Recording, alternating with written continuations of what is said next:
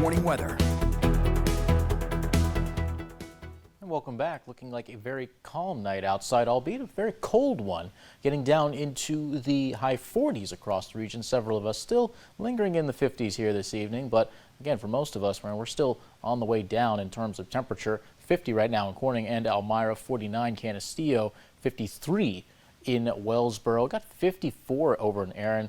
If we go up to the northeast in Cortland, down to 46, quite chilly off to the northeast, just northeast of Ithaca here this evening. So still plenty of clouds making their way through, but most of them outside of our area. Pushing in right now, a couple of areas to the west, seeing a few light clouds here, but most of them, again, they were off to the north and they are pushing out to the northeast.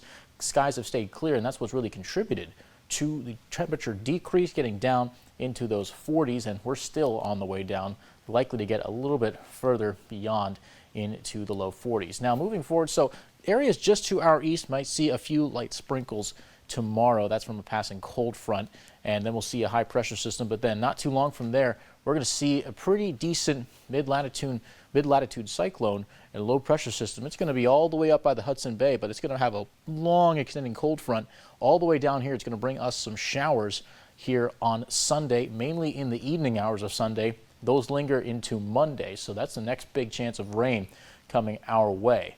Now bring it back to tomorrow. Going to be a bit of a slow start in terms of temperatures. It'll be lingering in the 50s for a good portion of the morning. We get to around lunchtime, they're back up towards 70. You get a lot more sunshine in the afternoon. Could bring that temperature up into the mid 70s, looking as high as 76 tomorrow across the region. And it's going to be a bit of a progression to get up to those mid 70s, but for a good chunk of the daylight hours, we're going to be in the 70s. So think from 12 o'clock all the way to 6, like the prime time part of the day. Very much nice weather, mostly to partly cloudy skies depending on the time. Still going to be getting a couple peaks of sunshine here and there. So conditions shaping up to be quite nice for tomorrow. Now going into tomorrow, we're going to have 70s across the region, a couple of spotty clouds here and there. You might see a sprinkle or two. We can't rule out a stray light drizzle, but for the most part, most of the rain, the eventful rain, is going to be off way to the east out of our area and not going to be bothering us moving forward. But we're mainly going to be contending with a little bit of clouds. Now tomorrow might be one of the last warm days we have for quite a while, because we're going to have pretty decently cold conditions coming into the region for a good part of next week. That's when we're going to be seeing temperatures down into the 60s for our area.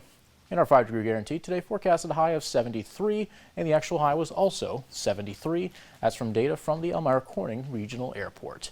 Down to 47 tonight for a low, with some patchy fog possibly in the morning, partly cloudy skies throughout. We'll see a few more clouds start to come in above the surface. Down to, or at least up to, I should say, 76 for tomorrow after the fog clears. 60s for Saturday, more rain possible for Sunday and Monday.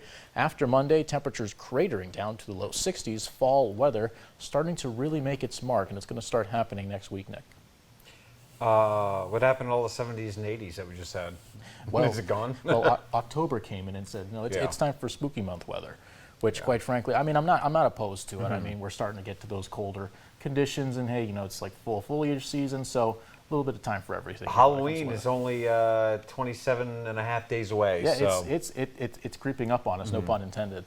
But yeah, and another thing too we get in October is playoff baseball. And that's what the trivia question is about tonight. Well, at least not playoff baseball, but baseball in particular, as in what is the coldest Major League Baseball game played. Got a couple options at 17, 23, 27, and 33 degrees. I'm going to have to say 27. 27, you're close. It's 23. Do you think you know where it was played? Do you have an idea on the ballpark? New York City.